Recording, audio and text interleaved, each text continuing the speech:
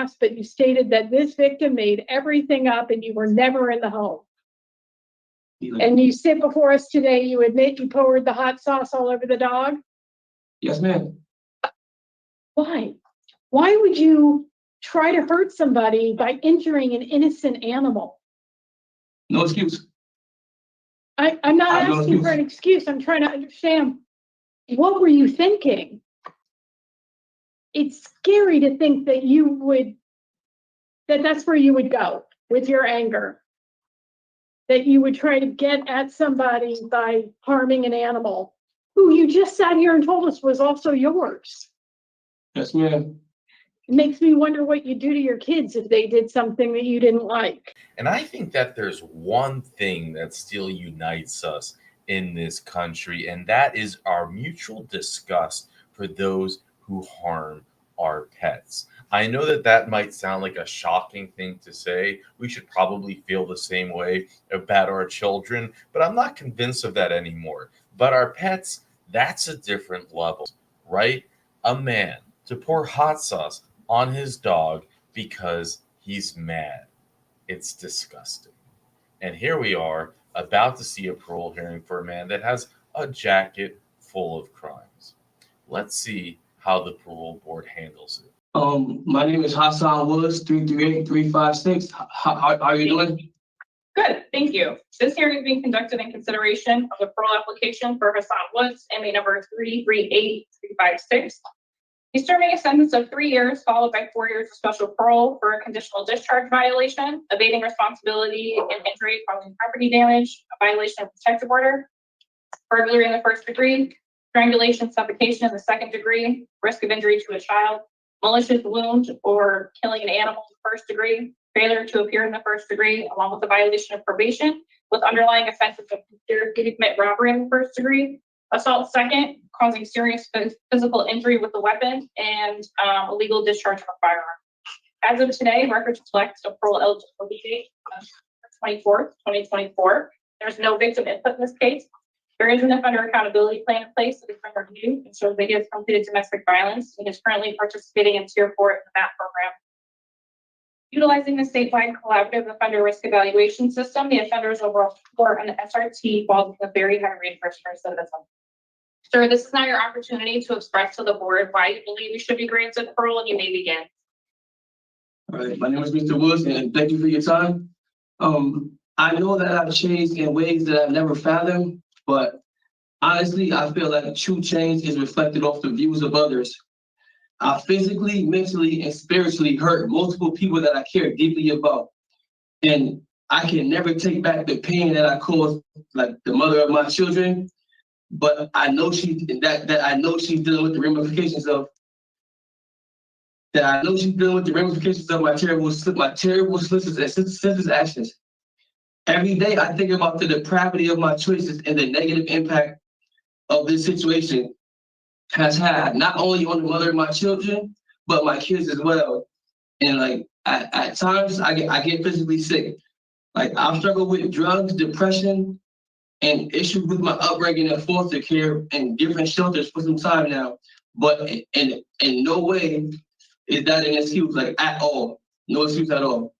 I've recently found love for God and like truly allowing God to enter my heart. And I've never had the peace, the clarity, and the understanding that I recently attained. I know I'm not perfect, but like now I know that through honest hard work and change, I know that I can be forgiven and redeemed and live a positive, productive life.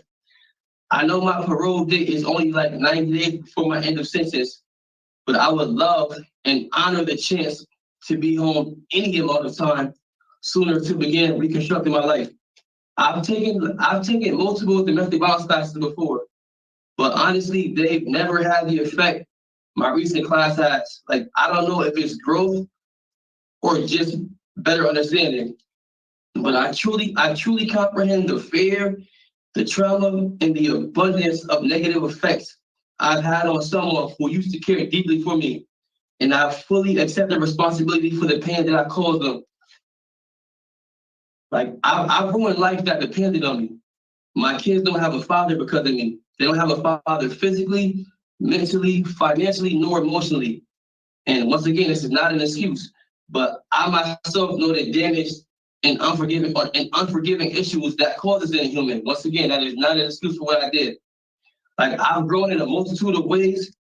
Like I said, I've attended 10 for 7 months. I've completed a domestic violence course, and I was actually engaged this time. I'm now in a privileged house. I'm now in privileged housing where I attend trade school for a multitude of things. My trade school, it has carpentry, masonry, plumbing, electrical, HVAC, painting, roofing, and siding, which is what I do now. And I'm almost done. And I also have my Ocean 10. Like, for a long time, like, life meant nothing to me. Where now it means everything. And I refuse to keep making the same mistakes and also hurting people and wasting my life. Thank you for your time. I appreciate the opportunity to speak and your consideration. And may God bless you no matter what you decide. Once again, thank you. Okay, Mr. Woods, we appreciate that you took the time to prepare that statement. Did you work on it for long? Yes, ma'am. Perhaps you'll keep it and read it from time to time as a reminder to yourself. We've prepared questions based on the documents that were available. Yes, ma'am. And we'll take turns asking you those questions and then make a decision about early release to discretionary parole, which, as you pointed out, is only 3 months. And then you have 4 years of special parole ahead of you. Yes, ma'am. And I understand you've been denied halfway house placement by DOC. So we'll begin the questions with panel member Page. Thank you, Madam Chair. That's actually where I was going to begin, Mr. Woods. I appreciate your opening statement and for the things that you shared with us. You know, one of the things that bothers me most about domestic violence, especially when there are children in common, is that they kind of get the idea that this is the way that we resolve conflict. You know, mommy and daddy, when they argue, they fight. So that's, you know, and the last thing that we need in this day and age is more violence. Yes, ma'am. So let's start with, why do you think you were denied community release from DOC? I know I was denied. Well, to my knowledge. Last time I've been to a halfway house 2 times. One time I completed, but the last time I was an idiot and I ran. No excuse. I was doing drugs and I, like an idiot, I ran. And I believe it was that, and I believe it was probably because of, not probably, I ultimately believe it was because of that, and the depravity and like the violence of my current crime, but I'm in jail for now, and maybe my previous crimes. And I know how that looks on paper. Exactly. So do you think that us parole board members are challenged with something similar? You Yes, think that ma'am. we're challenged with the same thing? Because Yes, ma'am. I mean, we would have to justify our reason for voting you to parole. And the first thing that stands out is the fact that the judge gave you special parole to follow your sentence. And they preserve that special parole for offenders who they deem as violent offenders. Did you know that? I fully comprehend, I understand, and I agree. So you think you're a violent offender? As of right now, no, but as far as my history, yes, ma'am. So if you were the parole board, would you grant yourself parole? Do you think that you would take a risk? In all honesty, I would not, and I would understand that. But one thing I can say that, like, life is long, and I understand that, like, Life is not long. That's the well, problem. you're right about that. Life is short. I'm sorry, wrong word. So once again, I know who I am. I'm not the paper on person. That the person on paper is terrible. So I understand that that's all you have with me. And then once again, if you deny me, I wouldn't question it. I wouldn't even be mad. I would understand it 100%, with no questions asked. But like I said, mentally myself, I know where I'm at now and how much I've grown as a person. And like I said, I've never had the clarity and understanding I've had. I'm 35, and I probably should have had this a long time ago, honestly. But from placing myself around certain people, I've learned more in jail in the last couple of years than I've probably learned in the first 25 years of my life, honestly. And that's, once again, I don't know if it's because of me having coming from a place of poverty and having an upbringing in a trauma-filled environment. But once again, that's still no excuse for nothing I did. Oh, Like, I heard you say that in your letter. I heard you say that. And I know that you've also taken programs. You said that in your letter too. You said you've taken domestic violence for a number of years. You have to try to figure out somewhere to put all of that negative energy. You have to learn some place to invest it, you know, because I'm sure that you have daughters, right? Yes, ma'am. Yes, ma'am. You don't want anyone beating up on your daughter, do you? Or not at all. these kinds of telling your daughter that she's scorned and calling her all kinds of D's and, you know, and telling her you're going to kill her, you know, that's so damaging. You're 100% right. It's toxic. So what have you done since you've been in the facility to address some of that stuff that you talked about in your letter, like your foster care and the anger that you fester, you know, because that's the way you were brought up?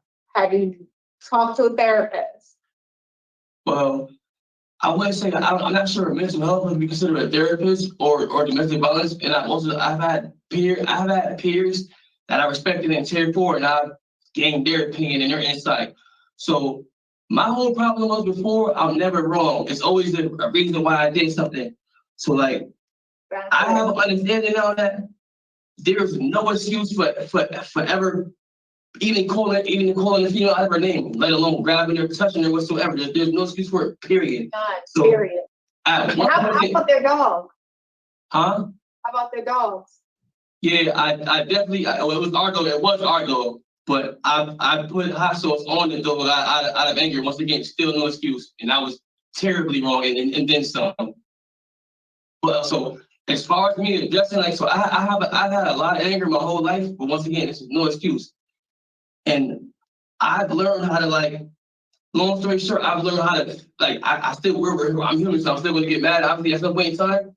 But I've learned to, well, once again, it might sound kind of cliche and crazy, but I've learned to think and do certain things before I do certain things because, like, I play chess or whatever. So I learned that if you do certain things, certain things will happen no matter what. So I understand, like, I've been right from wrong. Mr. Woods, I'm just curious. Okay, I hear everything that you're saying. And there's a few things I want to say in response to those things. The first thing is that if our jobs are not to really get to know the people that sit before us. Because if I live down the street from you, or if I sat here and talked to you for 5 or 6 hours, I wouldn't be able to sit here on this panel and be impartial. I would have to recuse myself because I would have then known you. So the only thing that we can go by is what we have on this paper, unfortunately. So Wait a second. And I understand also where the anger stems from. I do. You have a reason to be angry, but you have to make a choice as a grown man now. Am I going to allow that anger to dictate my life? Never again. Anger thus far has gotten me in prison. I've been doing life in installments based on my anger. Now I heard you talk about your trades that you're in, carpentry, electrician, plumbing. All those things cost me thousands of dollars as a homeowner. That's something that you could benefit from doing. Channel all of that energy into something positive, something that's going to be productive for you and your family. So your kids can say, my dad came from this, but he came up. Look at his come up. I mean, honestly, you have to stop being more than inmate 338, 356. That's all that they want for you. That's it. If that's what you want for yourself, keep going down this path. But when you're ready to wake up and be the man that you're supposed to be, I heard you talk about God. when you wake up and be the man that God has called you to be, then we won't be having this conversation anymore. Yes, ma'am. All I was gonna say was I was gonna ask, can you repeat the last question you asked me so I could try to answer it better? Sorry. I What didn't was it hear about? you. I No. don't remember what it was. I think you asked like kind of what have I done to address my anger issues. Yes, I did. So like I now attend church, and honestly, I just think more. I think that I'm more conscious. I know that I'm more conscious than I've ever been. It's like for a long time, I didn't really care, honestly. So I know that I'm more conscious now, and that I fill my time up with better things to make better decisions. And I like the whole people, places, and things thing. Obviously, like I said, it might sound kind of cliche, but it's really true. Yeah, I get it.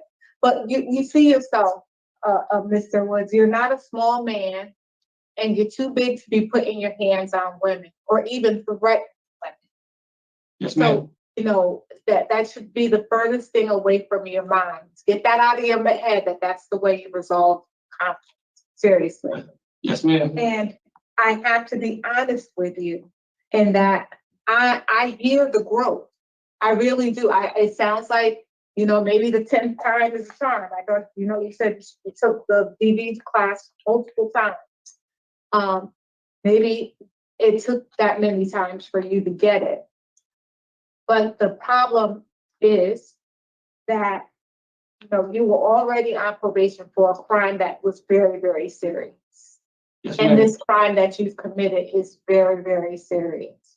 So at this point, you've really tied our hands because you've taken the programs before.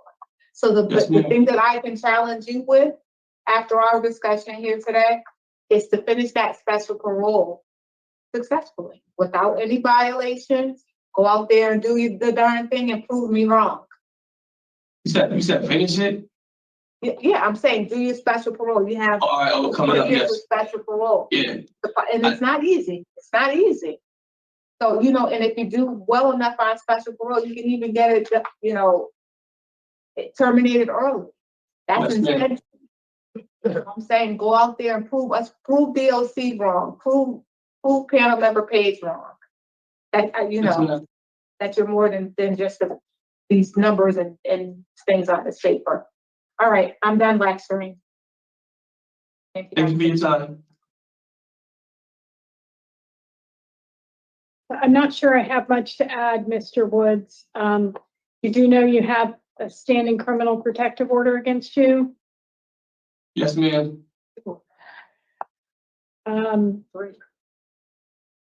When I read what your answers were to Officer Wangertsman when you were interviewed, you really, weren't stepping up to take responsibility, stating outright that the victim made everything up and you didn't do anything to her. Is that still your position? Nah, I think she kind of got confused when I was talking about a previous crime. No, what I'm in jail for, I did that 100%. That's never my thing. I didn't do it. I've known Officer Wangertsman for years. She is among our most stellar POs. She didn't get stuff wrong. I don't know if he was talking. What are you talking about? So, me or the officer? He was talking about the officer. She documents, she quotes people, she puts in tremendous detail and analysis, and it's very clear that you admitted to having domestic violence incidents with other women in the past, but you stated that this victim made everything up and you were never in the home. And you sit before us today, you admit you poured the hot sauce all over the dog? Yes, ma'am. You are trash. Why? Why would you try to hurt somebody by injuring an innocent animal? No excuse. I'm not asking for an excuse. I'm trying to understand, what were you thinking? I wasn't thinking, literally, I wasn't thinking. Oh, but you were. That was the issue. I wasn't thinking. You were looking for ways to hurt this victim. And so you poured hot sauce on an animal. Well, of course, it's going to burn their skin. They're going to lick it. They're going to gag. I mean, it's scary to think that that's where you would go with your anger. that you would try to get at somebody by harming an animal who you just sat here and told us was also yours. Yes, ma'am. It makes me wonder what you'd do to your kids if they did something that you didn't like. You have that right to wonder that. Excuse me? I said you have the right to wonder that. Okay. So you haven't been able to reach your father. We don't have a good number, so we're gonna have to put a halfway house on you when we set your conditions for special parole. You said you have a number? We don't have a valid phone number to reach your father. I gave her the number. I call my father every day.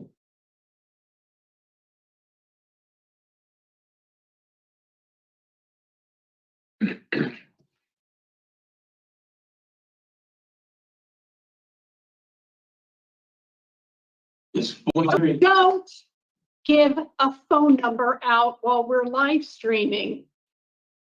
Okay.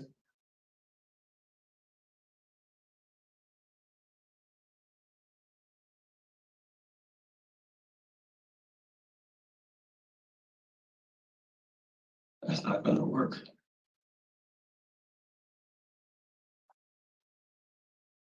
So you said the tier 4 did not help you. Is that No, accurate? I said certain portions of it didn't help me, yes. I'm not gonna lie.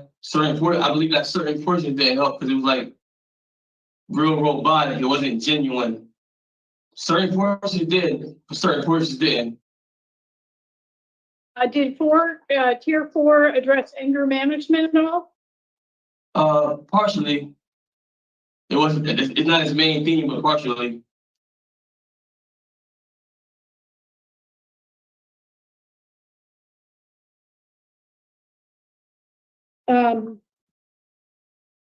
So you have your end of sentence in December. And I'm going to recommend that you're not even eligible until September, that when you get out from the hearing, you go talk to the correctional counselor and get yourself in anger management. You need Yes, some ma'am. more tools in your toolbox, sir, That's because your me. behavior's been out of control.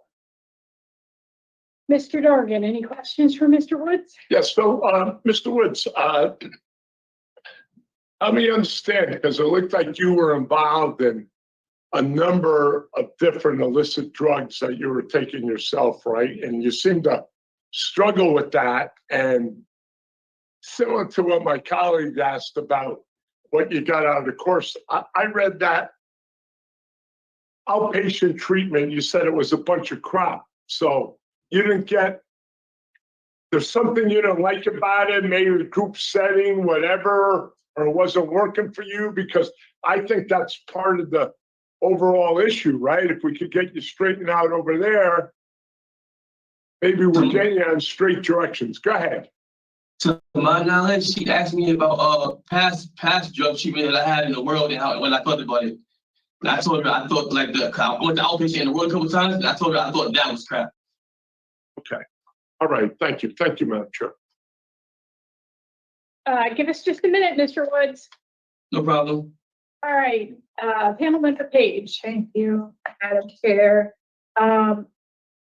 So I really appreciate the discussion that Mr. Woods, it sounds as if he has gained some insight. It could be maturation, and it could be a full hearing, but it sounds as if he has taken some time to really think about why he's here and some of the things that he needs to do to change his ways. And I think that I've made it clear to Mr. Woods what our concerns are as parole board members. And, you know, they're similar to those of DOC, where we don't have opportunity to get to know him. We have to make our decisions in light of public safety. And the issues are that he rates out extremely very high, it says. He's an 85%er with special parole to follow his sentence, which is indicating that he is a violent offender. He has a very serious crime that he's in for now. And I'm happy that he's taking the programs and treatment that he needs. Hopefully he'll get what he needs out of them, but I cannot support his request for discretionary parole. I would vote to deny him based on his being on probation when he could be offended his criminal history. I would not do the evidence of offender change this time. I wouldn't do that. I didn't hear you. What was the last part you said? I would not do evidence of offender change. I think that there is some evidence of change. But I would just set his special program. Panel Yeah, member I Page, actually had, Yes. I appreciate your time and your honesty. As much as you know that me as a person, I've been coming to jail for a lot, as you guys can see. I wouldn't come here with you guys time for 90 days, you know what I'm saying? So I'm gonna go home 90 days later anyway. But once again, I appreciate your time.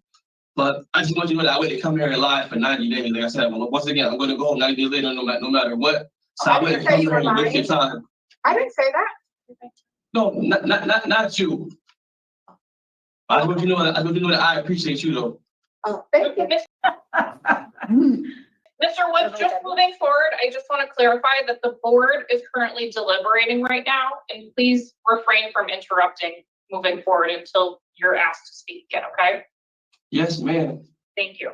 so the challenge that I've had with Mr. Woods is that, he was interviewed about a month ago in preparation for today.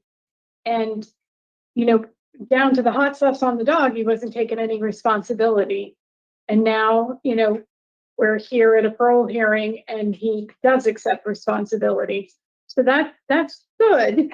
I'm not sure how authentic it is, or that really appreciate why it didn't come sooner. It's disappointing that didn't feel he got very much out of tier 4. There's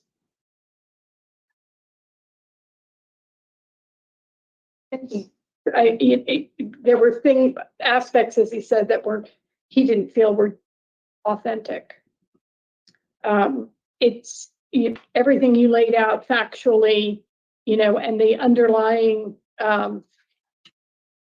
crime of robbery first is concerning. So adds just more to the picture here.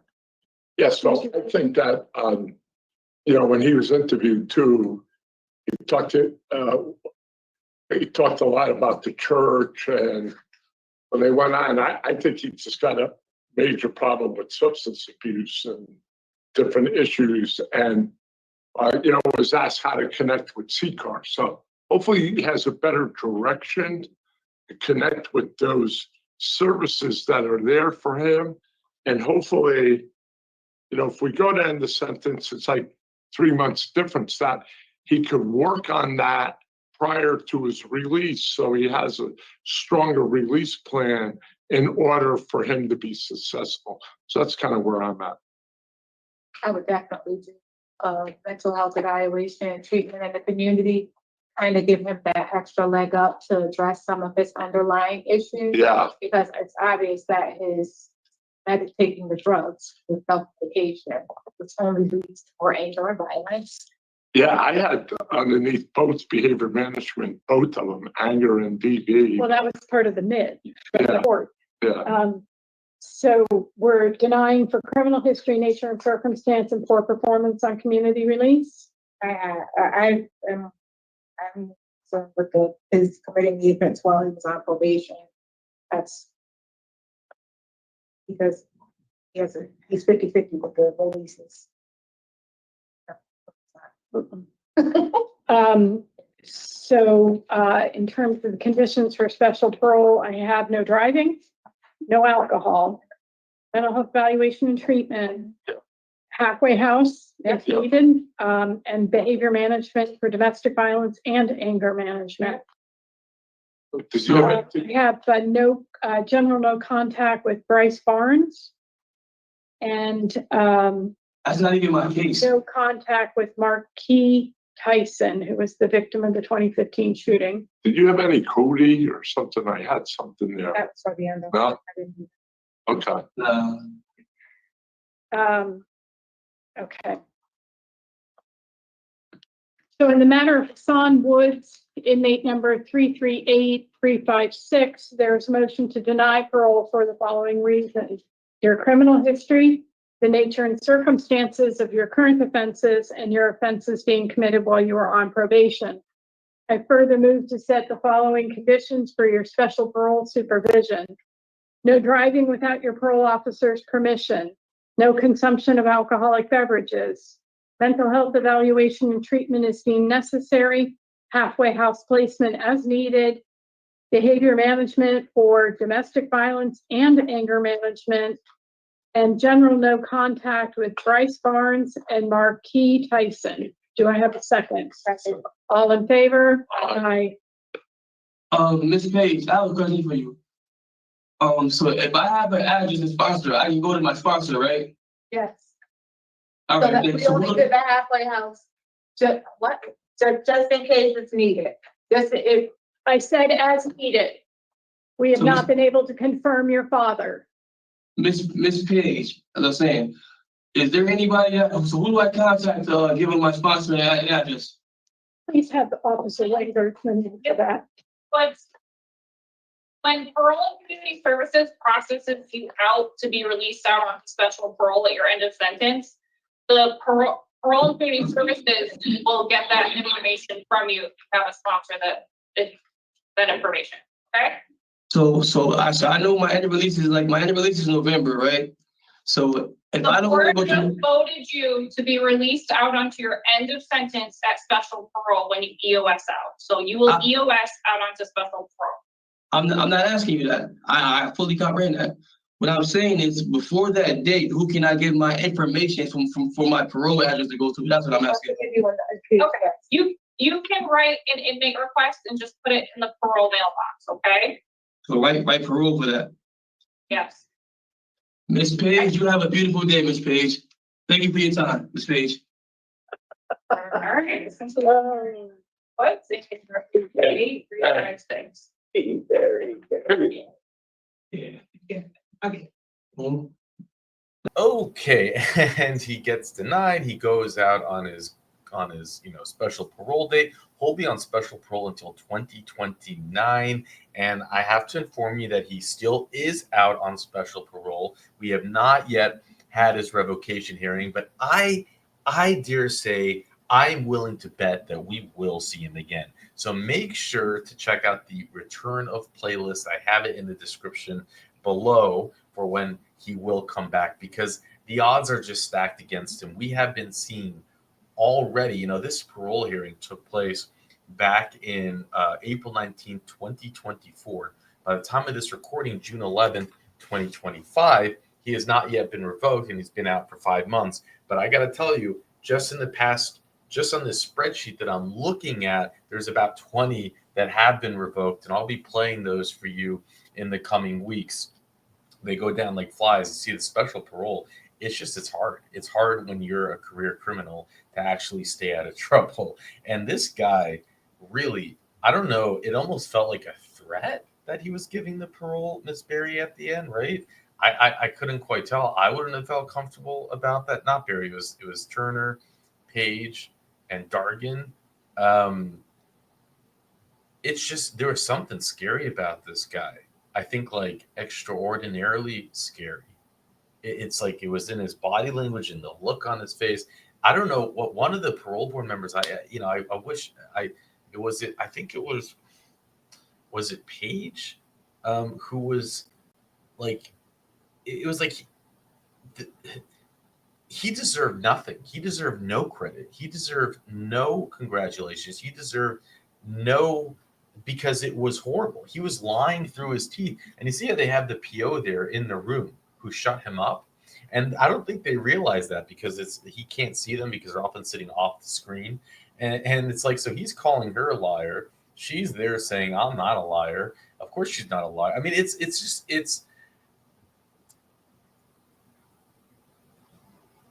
Who does that to a dog? And here's the bottom line, and this is what I have to call out, because it needs to be called out.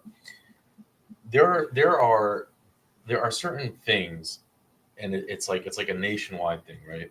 Where you do harm a dog or an animal, and those charges seem to stick, right? They don't do plea deals for that. No, it shows up in your charge as cruelty to animals. It sticks. They prosecute over that. But if it's a child, they don't. You know what else is interesting? Like in Connecticut, if you commit arson, you have to serve 85% of your time, period. There's no if, what's, ands, or buts. That's in their legislation. But you harm a child, you get off 50%, plus you can do your good time and your programs and whatever. And it blows my mind. It's like, how do you write that into legislation? Yeah, arson is bad, but there's no logic to it. It's insanity, because like someone can commit arson, they can have a bad day, they can be pissed off, they can light something on fire, but never have done it before, never thought about doing it, and will never do it again. But a chomo, you got to imagine that I mean, at least 99% are people who have done it before and hadn't been caught, who have fantasized about doing it, and will likely do it again. Yet they get a lighter sentence. I mean, the logic makes no sense from a protecting society point of view, from a retribution point of view, and then from the damage caused point of view. How can you possibly like a treasure a building that can be replaced, that has insurance to be replaced, versus the altering the life of a child? And I cannot get it. You could sit me down across the room from a legislator, and I would just want to ask them that question, and they can't answer it. And I think the questions aren't asked because most of us just aren't aware of how ridiculous the laws are. I know that I digress, but I feel like we have to bring it up. You could tell the parole board was just disgusted by what he did, all the terrible things that he did. But now I also want to point out a few things. And now this was before Lady Holly was in. So it was Sir Richard. These are some of the earlier Connecticut parole hearings. I want to point out more hypocrisy. He initially, his first, I guess, real felony came November 2nd, 2015, when he shot a man. He didn't shoot at a man. He didn't rob a man. He shot a man in the buttocks. Do you know what the judge gave him for that? 6-year sentence, but 100% of that sentence was suspended. He got probation. It was this charge that revoked his probation. He then gets sentenced to 15 years jail, suspended after 8, probation 3. Now, even with all suspended after 8, the math isn't mathing up, because this entire sentence is only 3 years. He was sentenced September 22nd, 2022. He was released January 2025. So he shoots a man, gets probation. They sentence him to 6 years. He violates that probation, doesn't have to serve that 6 years. In the books, it shows he's sentenced to 15, suspended after 8, but still only is given a 3-year sentence. And we see this over and over and over again. And it's, again, a gimmick and a mockery of the justice system. What does a probative sentence mean if you never have to back up that time? Again, I want to sit across the lawmaker and ask them that. But now, what do we know? We're just Mandalorians. We're going to go see a hearing. This guy's got the Chomo necklace on, so guess what's in his jacket? But let's see if they take him any more or less seriously than the guy who throws hot sauce on the dog, someone who alters the life of a child. Let's see. Good afternoon, Joy Chance. Good morning, panel member Page. Now it's afternoon. Officially afternoon. Officially afternoon. day. How about that? Good day. Good day. Please state your name and inmate number for the record. My name is Kerry Thomas, inmate number 438882. This hearing is being conducted in consideration of a parole application for Kerry Thomas, 438882. He is serving a sentence of 10 years, executed suspended after serving 5 years, followed by 10 years probation for sexual assault second, inability to consent. He is to register on the sex offender registry for 10 years. As of today, records reflect the parole eligibility date of February 26, 2024. There is no victim input in this case. There is an offender accountability plan for the offender. It has been reviewed and shows the offender has completed the short track sex offender program, Tier 2, helping men recover, and voices, utilizing the statewide collaborative offender risk evaluation system. The offender's overall score falls within the moderate range of risk for recidivism. Utilizing the static 99R, the offender's overall score for sexual offense recidivism falls within the low to moderate range. Mr. Thomas, this is your opportunity to express to the board why you believe you should be granted parole. You may begin. Well, I would like to first start off by saying thank you for letting me speak today. Next, I would like to apologize to the victim and the victim's family for what I've done. And this is a horrible thing that I've done. I know that the fact that is horrible too, because when I was younger, the people I used to live with, which are the victim's family, there was my uncle and my aunt, and my uncle treated me like a son when my father wasn't around, and my aunt was always there for me. They showed me off to their friends and other family members, like if they were proud of me, and I was their like pride and joy, and they gave me so much. And at the end of the day, I just took their trust and their love and just betrayed them. And at the end of the day, I don't want to make anybody else feel as if I can make them feel unsafe. I don't want that. I want to better myself. I want to do better. I want to teach my nephew, to teach my little sister, teach my other little brother how not to fall through the cracks in life, to fall on your face. And at the end of the day, I also wanted to be a testament to also show people that even though you fall in life, you can always make a way. There's no excuses. You're accountable for everything you do in your life. Everything is a choice. You have a choice with everything. And from the programs that I have done, which are the short track program and voices, Tier 2 and help men recover, it all gave me the tools to better myself in life. I now know that I didn't have true consent. I didn't. When I first came into jail, I played victim, and I noticed that the past 2 years I've been in here, and I said that to myself. I said, you need to stop doing that because you need to know how the other person feels. Now, a lot of people aren't taking accountability in what's going on in everybody's life. You can't sit here and say that, oh, he did this to me, this is why this happened. At the end of the day, you have all rights to either walk away from a situation or handle it. And I didn't handle mine. I didn't handle mine appropriately. I had an inappropriate relationship that I should have never had with in the beginning. And from voices, I learned that, I learned what a true victim is. And it's anybody you hurt or take advantage of emotionally, physically, or mentally. And I feel like I've done all three, and I don't want to do that again. I'm really just appalled with myself. Like that's not who I am. I'm a loving, caring person who takes care of other people. I helped take care of my mother and my sister for a good 5 years.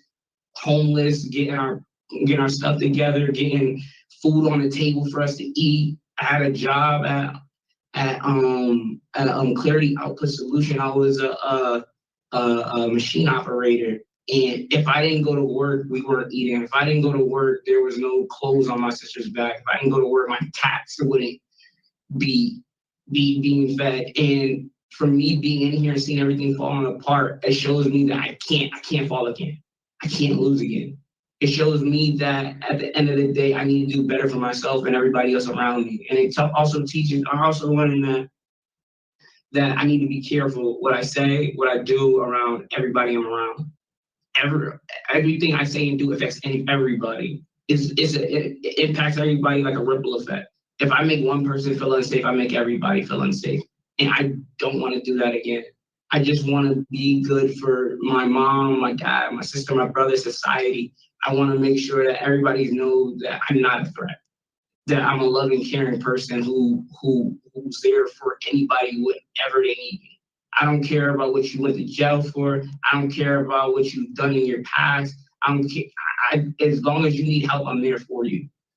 That's pretty much who I am. And at the end of the day, I know for a fact that everybody who's on my side, not say on my side, but like who's always in my corner, I know they'll keep me in line and they'll make sure I'm doing the right thing. I won't go back off on a path. I'm pretty sure I will not read it. I'm pretty sure I won't. Because at the end of the day, I stay to myself. I stay in the house, I go to work, and I go shopping. That's about it. Or I hang out with a couple friends here and there. But other than that, I'm mainly by myself. And I want to thank you again for allowing me to speak, because this is the first time I've ever got to speak. This is my first time in jail, and I know it's gonna be my last time, because if I come back, I can't, because I'm gonna lose everything. My support system, my family, I'm gonna lose everything. And I can't afford to lose that. Thank you, Mr. Thomas. What we're gonna do is we've read about the offense here, what you've done since you've been in. Based upon that, we have some questions for you to arrive at your suitability for parole. We're gonna go around and take turns at asking questions, and then we're gonna talk about your case and give you a decision, okay? Yes, sir. Okay. So I really appreciate your opening statement. There was sincerity there. There was understanding. I heard you loud and clear that you went to prison as a victim and you took programming and you thought about it, and you understand things in a very different way. That very much came through in what you said in a sincere way, you know? And in this particular case, it deals with somebody's ability to consent. You addressed that during your comments, and that's really important. And you know that in addition to that short track program, you're going to have to do treatment for problem sexual behavior in the community, right? Yes, sir. One of the other pieces here is you had a 3 on your drug score, substance use score, right? Yes. And you took tier 2 and helping men recover. And you talked about that. What's your plan when you get back into the community regarding recovery plans? When I go, the woman who ran my program, she told me about AA in World, or like the 12-step programs around New Haven and Bridgeport that I can go to. I know that I had my sister look up try to find some pamphlet for me and everything, but she just couldn't get around to it because she's taking care of my nephew right now. But when I first got into jail with my score was a 3. Because I confessed to her that when I got depressed and upset and everything like that, the first thing I used to turn to, especially because this is the first time I've actually been in jail, was the fact that I go straight to alcohol, because it numbs the pain and I forget about it. And she looked at me in my eyes and said she wanted to help me, and I needed help because I don't want to abuse alcohol or drugs because I'm upset or I'm sad. I know I'm not a drug addict or an alcoholic. It's just the fact that sometimes when I'm upset that I do use like alcohol. So I will go to a 12-step program or our AA meetings just so I can, control my drinking and have somebody to talk to about my emotions and problems. there's some good young people's AA program meetings out here. And do you have any kind of relationship with Rex? He knows me based off the me knowing the lady who ran the program in Mandoo. Her name is Ms. Porter. So I told him about her, and he I'm pretty sure if I reach out to him, he'll give me some programs. And matter of fact, I'm gonna do that. I'm gonna reach out to him, and I'm gonna write him as soon as I get back and see if there's any 12-step programs or AA meetings in New Haven or Bridgeport. So there's a thing out here called CCAR.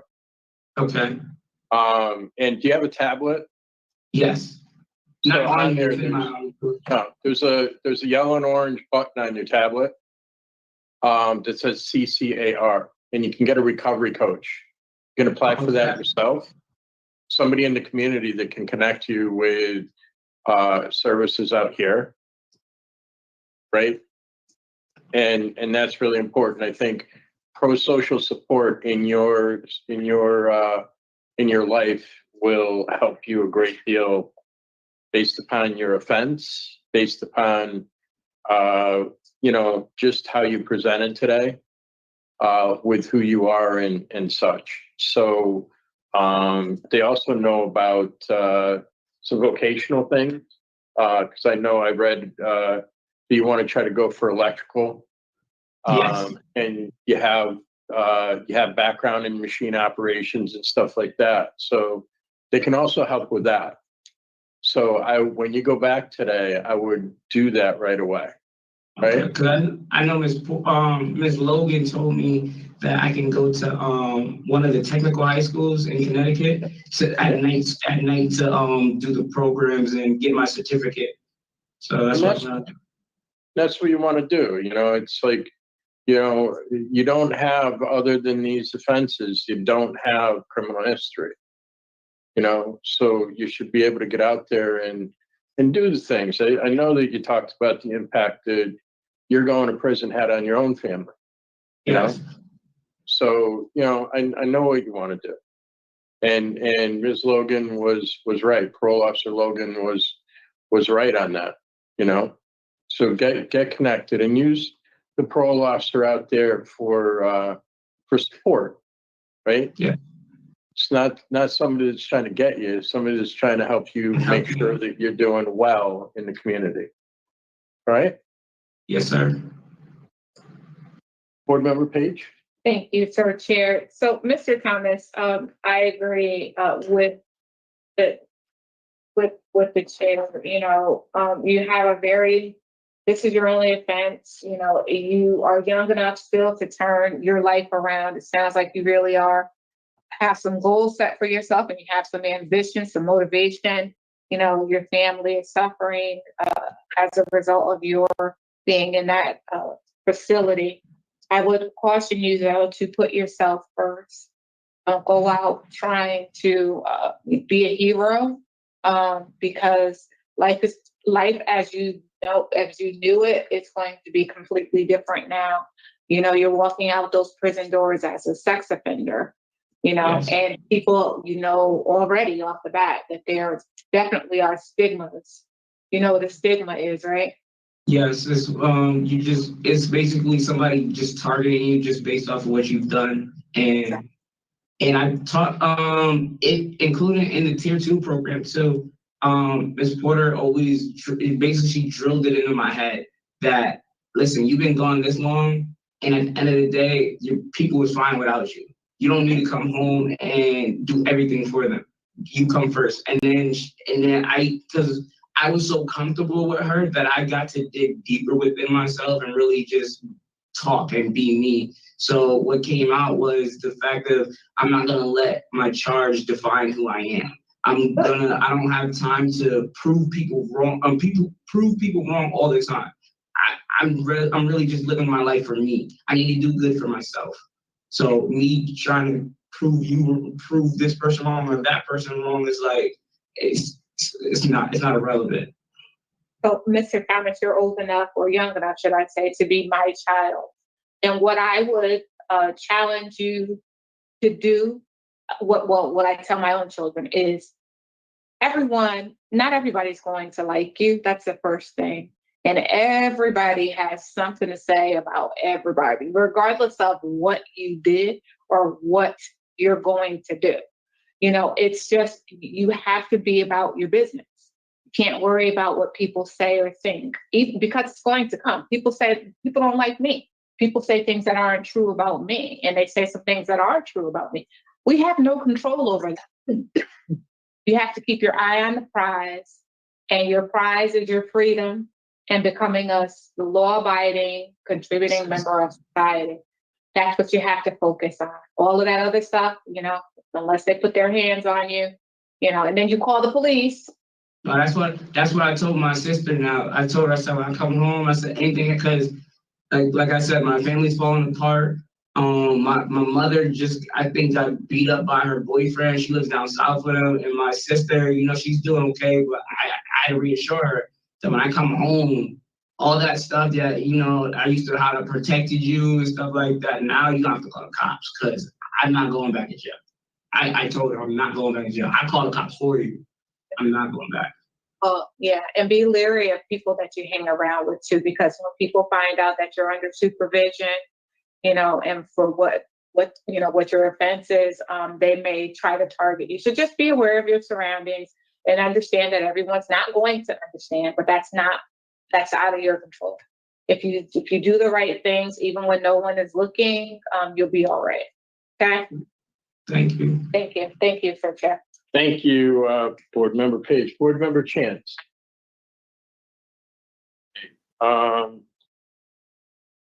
So Mr. Thomas has done well with this incarceration. He's taken appropriate programs. He understands what he did and how inappropriate it was and what consent actually means. He has connected with substance use programming, been involved in that. He has a plan, really wants to go in and be an electrician. And thanks to Parole Officer Logan, knows the avenue of which to go and seek that type of thing. And, you know, based upon his attitude and where he is with this, and the fact that he has no criminal history before this and no disciplinary reports during this incarceration, I would support his parole in this case. That's what I said here. I agree. And I have halfway house placement, community-based treatment for problem sexual behavior, and no contact with victim LD.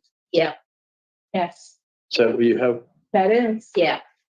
Regarding Kerry Thomas, 438-882, I move to grant parole on or after April 5th, 2024, with the following stipulations. Halfway house placement, community-based treatment for problem sexual behavior, and no contact with victim LD. Is there a second? Second. Those in favor signify by saying aye. Aye. Those opposed, no. The ayes have it. And Mr. Thomas, you've been voted to parole. We really do wish you well. Keep that attitude and go out there and make a difference, okay? Thank you, sir. Thank you, ma'am. Thank you, ma'am. Yeah. God bless you guys. Thank you. Officer, I'll try to get all your paperwork next week. Okay, thank you. Thank you. Okay, and they paroled, and I'll unpack this with what I can. There's no information on the case. All I can tell you is that he is still out. He's with the program REACH, which is subsidized housing. So yes, he's still living on taxpayer dollars. I guess the lesson learned is, hey, catch a felony and then get rent-free apartment. Woo! Right? It's not so bad. But look at this and think about this. I wrote down the statements and words that he said. And now what I'll tell you, we don't know the crime, but what we know is that when he committed it, I think he was only 18 years old. And a judge sentenced him to 10 years, 5 suspended. So he had a 5-year sentence. For those of you who have been watching these parole hearings, out of the state of Connecticut, you would know that to get a 5-year sentence for a chomo crime, you would know that it is very, very bad. They don't hand those out lightly. The idea that he didn't get probation means it's very, very bad. And the idea, if he was 18 when he committed the crime, because he was sentenced at 21, he's born in 99, it means that I'm guessing this was a child, I'm guessing under the age of 10. I mean, I'm just guessing from what we know with the knowledge and information that we have. But you wouldn't know it from the parole hearing. You wouldn't know because there's nothing there. And think about the words that he said. This is what he said. He said, I know that it was an inappropriate relationship that I shouldn't have had. I now know what consent means. I know I didn't have true consent. I'm pretty sure that I won't reoffend. I don't think I'll reoffend. Those are the words that he used. Tell me, what about those words was comforting? It's insane. It truly is insane. He was sentenced 2021. He probably committed the crime, I'm not sure the exact offense date. Does it show the offense date? No, just the sentence date. 2021.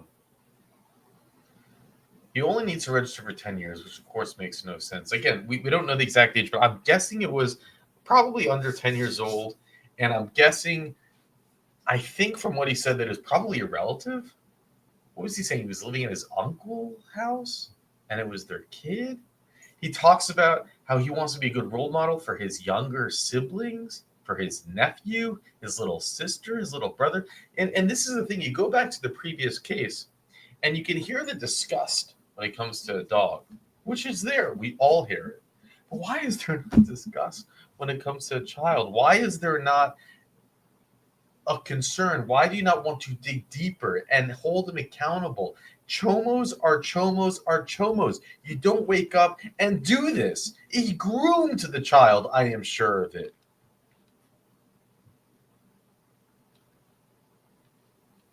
And it was a horrible parole hearing. It really was. I mean, from the drinking part to but they just, oh, you're young. What's the big deal? Here's some tax fit. Here, go live in an apartment for free.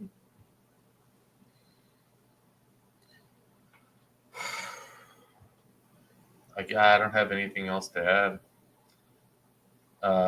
When they don't talk about it, they don't go into the details. He ends up serving a total, if he only started serving by the day he was sentenced, I'm serving 2 years, 2.5 years of his 5-year sentence. Alters the life of a child. Can't promise he won't do it again. Says he learned what true consent is. There you have it. And with that, I'll let you go. But you stated that this victim made everything up and you were never in the home. And you sit before us today, you admit you poured the hot sauce all over the dog? Yes, ma'am. Why?